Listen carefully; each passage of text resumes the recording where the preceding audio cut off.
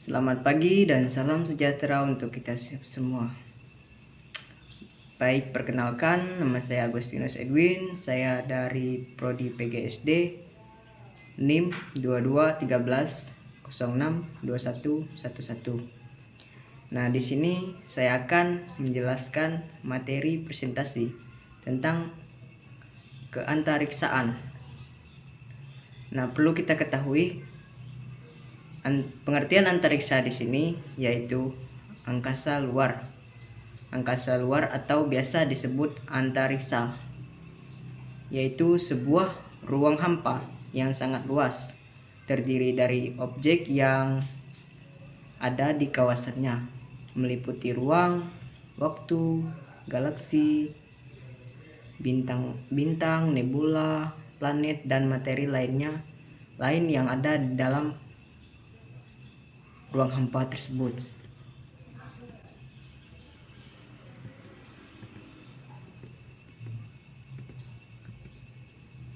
Sekarang kita akan masuk ke dalam sistem tata surya.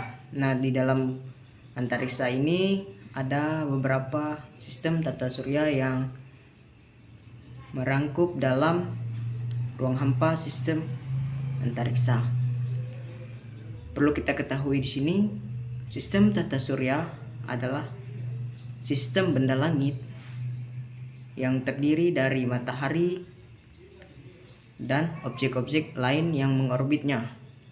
Ada 8 planet dengan orbit elips, 5 planet kerdil, 173 satelit alami yang sudah teridentifikasi, dan jutaan benda langit lainnya seperti meteor, asteroid, dan komet.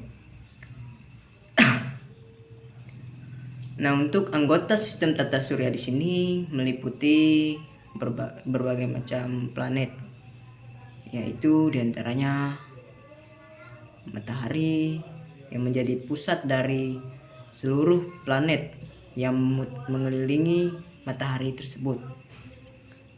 Yang kedua, Venus, Bumi, Mars, Jupiter, Saturnus, Uranus, dan Neptunus. Nah, tata surya sendiri terletak di dalam galaksi Bima Sakti bersamaan dengan kumpulan bintang, debu, gas, dan sistem tata surya lainnya. Menurut Pierre-Simon Laplace, tata surya terbentuk dari kabut, gas yang sangat panas, dan berotasi dengan cepat. Kemudian, sebagian dari gas tersebut terlempar dan mendingin menjadi planet, sementara yang lainnya terus berpijar dan membentuk matahari serta beberapa planet yang mengelilinginya. Nah, untuk penelitian antariksa ini memiliki beberapa alat yang perlu untuk mereka melakukan penelitian ke luar angkasa. Salah satunya pesawat luar angkasa. Nah, pesawat luar angkasa atau Spacelane dalam bahasa Inggris adalah wahana antariksa yang dapat beroperasi sebagai pesawat di atmosfer bumi.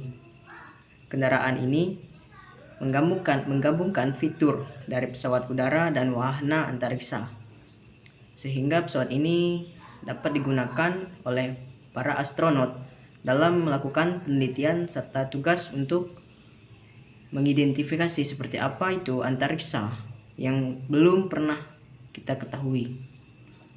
Saat ini penerbangan antariksa digunakan untuk menempatkan satelit di tempat yang dikehendaki, mereparasi satelit, membawa satelit ke bumi atau stasiun luar angkasa sebagai alat transportasi ke stasiun luar angkasa atau ke bulan, pendaratan suatu planet, penjelajahan antar planet maupun antar galaksi. Nah, itu fungsi dari pesawat luar angkasa.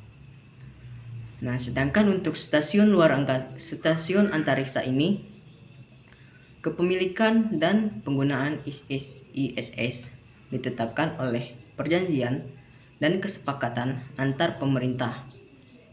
Stasiun ini berfungsi sebagai laboratorium bagi para astronot yang akan melakukan penelitian gravitasi mikro dan lingkungan luar angkasa, yang mana penelitian ilmiah ini mencakupi bidang astrobiologi, astronomi, meteorologi, fisika, dan lainnya.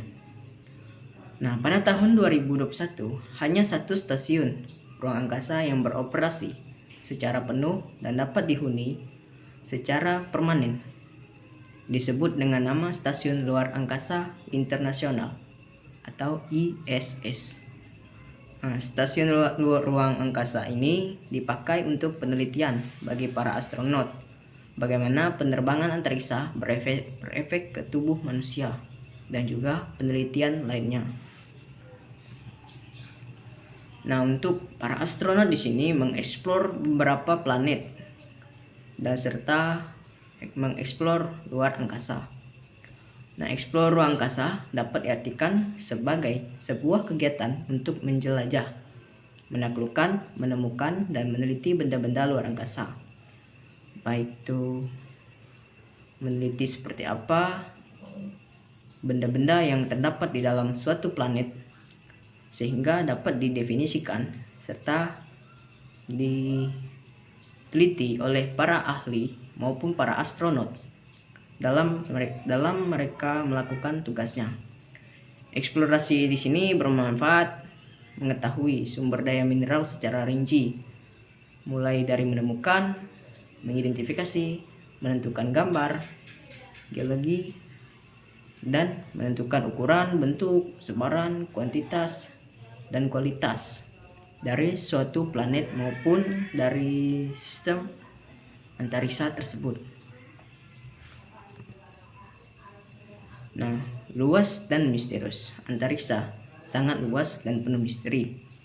Dalam setiap penjelajahan, kita harus menemukan fenomena baru yang mengungkapkan rahasia tentang alam semesta yang lebih besar lagi, meskipun telah banyak yang kita pelajari. Namun yang kita pelajari itu lebih melalui buku, sedangkan para astronot dan ilmuwan itu langsung terjun ke tempatnya, sehingga mereka lebih memahami dan lebih mengerti dalam mendefinisikan. Penelitian antariksa memberikan kesempatan unik untuk penelitian ilmiah dalam menjelajahi ruang angkasa. Kita dapat mempelajari planet, bintang, dan galaksi lainnya, serta memahami lebih baik tentang asal-usul alam semesta dan evolusinya. Nah, selama sistem antariksa ini, manusia telah mengirimkan wahana antariksa dan astronot ke luar angkasa untuk menjelajahi dan tinggal di luar planet bumi. Eksplor manusia antariksa membuka pintu untuk memahami dampak fisik dan psikologis dari tinggal di lingkungan yang berbeda, serta untuk mencari kemungkinan adanya kehidupan di tempat lain di alam semesta ini, terutamanya lebih dari luar bumi saja. Siapa tahu ada makhluk hidup yang hidup di luar bumi tanpa ada oksigen. Kemungkinan di suatu planet juga ada oksigen tertentu, sehingga dapat hidupnya makhluk hidup lainnya, sehingga itu masih menjadi suatu penelitian bagi para astronot maupun ilmuwan. Eksplorasi antariksa telah mendorong kemajuan dalam teknologi dan inovasi. Misalnya pengembangan roket, satelit, dan wahana antariksa telah menghasilkan teknologi baru yang juga digunakan di bidang lainnya seperti komunikasi, transportasi, dan observasi bumi. Untuk kolaborasi internasional, penjelajahan antariksa telah mendorong kegiatan kerjasama internasional. Banyak misi-misi antariksa melibatkan kerjasama antar negara-negara yang berbeda, dan ini membuka pintu peluang bagi negara-negara untuk bekerja sama dalam penelitian dan mengeksplorasi luar angkasa yang belum kita ketahui saat ini, sehingga kita dapat mengetahui ketika sudah kita eksplorasi nanti.